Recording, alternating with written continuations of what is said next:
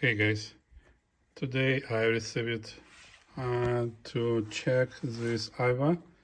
It's a model 3500. It looks really neat and clean. Power here. Okay.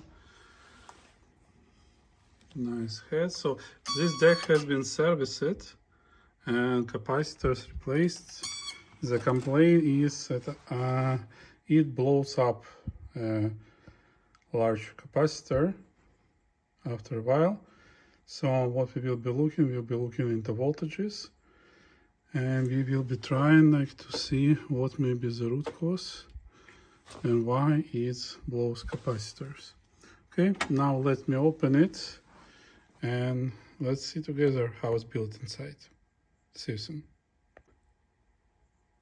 And here I opened this deck, and yeah, I might tell that all belts new, everything is clean, and only power capacitors has been replaced. And I see that this one looks suspicious. You see, it's bubbling up already. Others look more or less fine. I'm not sure about this guy. This looks to be problematic too. So because it's not flat. Okay.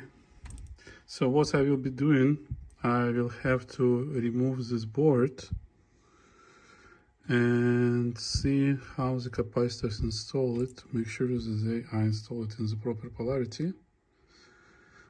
And then let's go from there.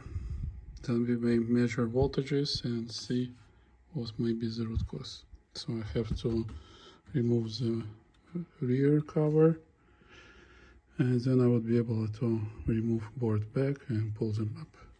Okay, looks to be pretty simple. Let's see. See you soon. Okay guys, this appeared a little bit easier than I thought. So the capacitors which has been replaced, they've all been reversed. Okay, that's why the most powerful one blowing. So that's the one I pull it up from the side, and as you see I just remove it bottom cover, so I don't need to pull the board out. This one is doomed, it's already, and there is another one doomed, and others I will just resolder in reverse. But this capacitors was installed with minus in the middle of the board, like that. Okay, and when I use my multimeter and measuring, actually it appears here is it minus is on the opposite side, as you see. See, so it's 0 ohm here, so that's the minus, that's the ground, and here is a plus. And I will check the other one, I believe. Let me find it. The big guy. It's right here, so it's gonna be the last one. I believe here, that one. So, as you see, it installed minus to the back side of the deck. Let's check how it will connect. I will put here, and let's see where the minus should be. Yes. So that's minus here in the middle. Okay, so this one I would need to check. Probably it's just issue because of the other one. Okay, let me see. Because of what I mentioned, right? That other capacitors on this board, as you may see, the green dot is on the plus side. And as you see, these guys is on the plus side. So this means that all capacitors on this board mark it as green dot as the plus. And here you see green dot on the right, it should be plus. And this guy was sitting in the opposite direction. Okay? That was causing these ridiculous effects. I will check the other ones just to make sure that all of them are installed correctly. Okay, See you in my next part. Bye bye. And here, guys, is the proof. So I checked the board. So this one, which I desoldered it, is C251. It actually should be 2200, not 1000. So 2200 by 25. So that's one I will be installing. And if we will go to the board, okay, here is this part I did show you, C251, which we desoldered it, and plus is on the left. Okay, so that one was reversed. Now let me install it, and then I will check the others. I believe I have to replace another one, but everything else should be good. See you soon. And here, guys, we're running. So I had to reverse all these capacitors which had been installed and replace two which already blew up. So as you may see, they have a bump on the top. Okay. So rewind works, fast forward works, playback works. Good. Next, I will close it, check parameters, and make sure that everything works. I will ship it back. See you. Bye bye. And here, guys, I'm playing my test tape. It's a frequency response, so it's in phase. I see it 14-15 kilohertz. So what I mentioned, it goes like 1 decibel higher on 15 kilohertz. But all in all, very linear, very good response. No drops, plays between 400 and 15 kilohertz really well. And here we're going down. It's currently 6 kilohertz, 5, 4, 3, 2, 1, and now it goes up. Okay, you see the needles, they're a little bit different. On my measurement on the playback, like around 0.8 decibel, but they're not moving when frequency is changing. So this means that head is in pretty good shape. So we're good with the frequency response. And now I have to check how it will record. Just to make sure that everything is tuned properly. Let's check with low noise tape. Okay, so record pause. No, like that. Pause, then record play. Now levels, source. Oh, here. Let's go to minus 20 decibel.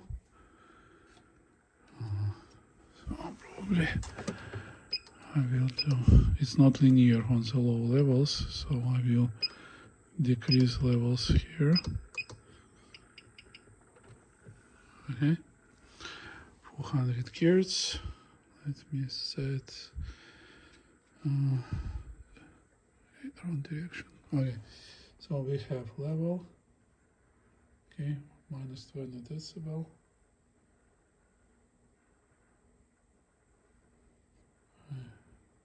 On the deck itself, it shows minus 20 at minus 3 decibel level. Okay. Okay, now switching to the tape, starting recording. And I don't like levels, so levels different. Record levels, so that's the source. Tape. So, okay, let me check the levels, record levels, and I will get back to you soon. I need to find the pods.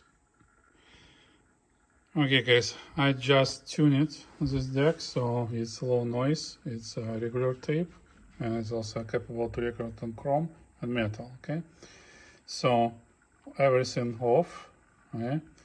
Bias here in the middle, so it will go left, may go right, put it into the middle, right? Now, like these two bias pods, right? we need to turn and find the top point on recording 400 Hz. So I was turning and finding the maximum point, okay? Then I set levels, so record playback levels, so it's source, tape, see, levels equal, right? And then adjust the bias, and then we should go on the right side after the pike, okay? At the older decks, they should be tuned different. And now see, I will be switching 10 kilohertz, 400 Hz, 10 kilohertz, 400 Hz, and here 10 kilohertz, 400 Hz. See, nice recording. And it was pretty weird before, so it was not tuning properly. Alright, now we may do a frequency sweep. Let's do how many?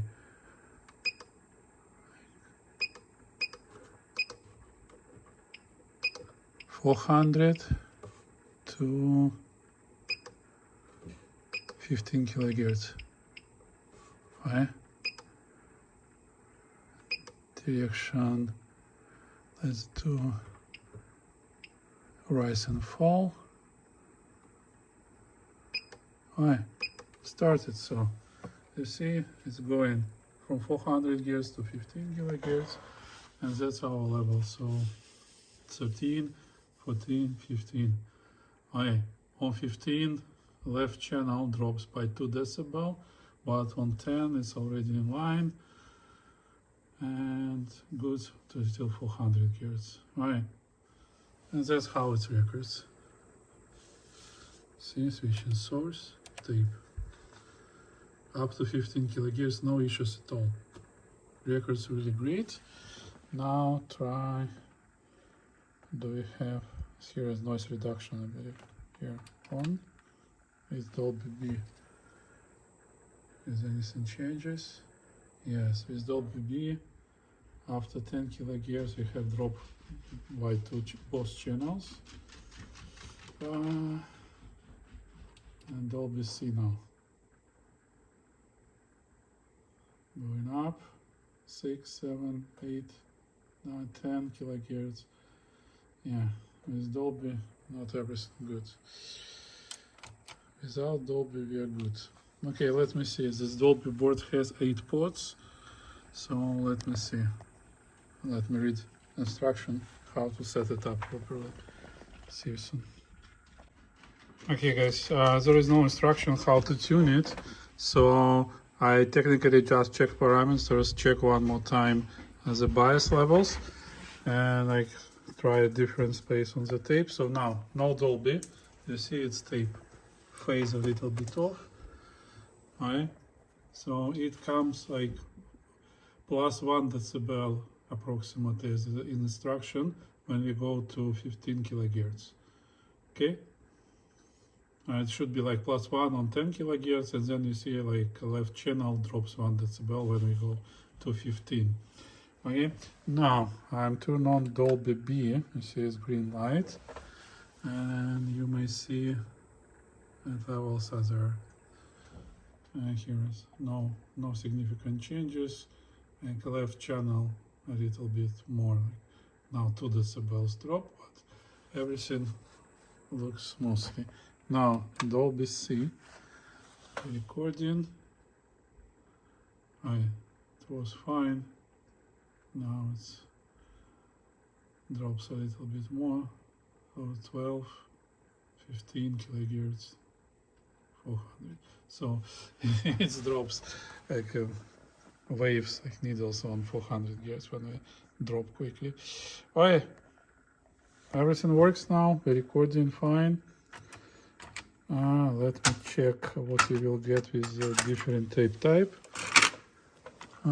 Let's see this type 2. We'll switch to chrome tape. And let's try record. So that's what we get without Dolby. Okay, right channel is more or less fine, left channel goes up. plus 3 decibels. Interesting results. Let's check we use a metal tape. If not, so I may tune it up using the higher grade tapes. So metal. For metal, everything gets even worse. See, so I have to add bias with this tape, and it doesn't affect much. You see, I'm trying, but it's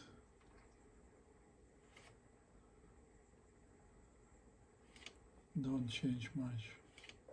12-15 kilohertz. So this bias adjustments works well on only on the lower grade tapes, but this will record lots of high frequencies plus 4 or 5 decibel on the left channel. So I believe I need to adjust because it was on chrome and on metal tape. We observe this behavior. So adjust it a little bit so it would not go so much. Okay, now we have plus 2 decibel approximately on the metal tape. Okay, almost plus 3. And let me see what we'll get on the SA tape. So there is no separate adjustments. So chrome tape. And that's what we get in. Wait, chrome, right? TDK chrome. Something changed. It was just recording fine. Let me check one more time. Right, now it drops a little bit on chrome tape. Maybe switch. Oh yes, drops after 13 kilohertz for some reason. So it's a normal position. And not normal, it has, wow, we underbias it.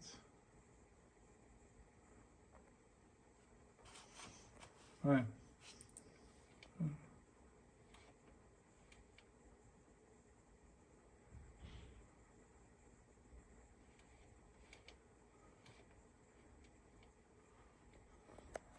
I don't see this. Ah, it's LHBS only, fine tuning. Okay, that's why it doesn't work on the other tape types. I'm not sure why. Let's check this side.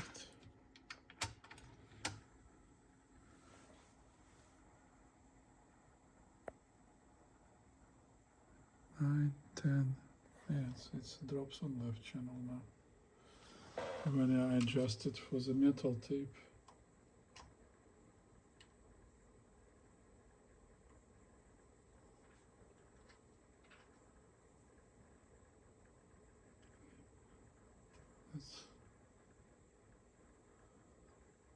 Why is it so sensitive?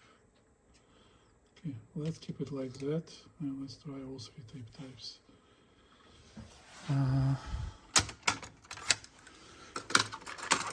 So normal position. So it will drop a little bit on 15 kilohertz, but it's not much really. Okay, like 2 decibels on normal tape. It will be good on chrome tape, on metal. It will be. The KMA is really sensitive, so it will add a couple decibels. But there is no separate adjustments. I did the best I could with this deck. So let's see, tape source.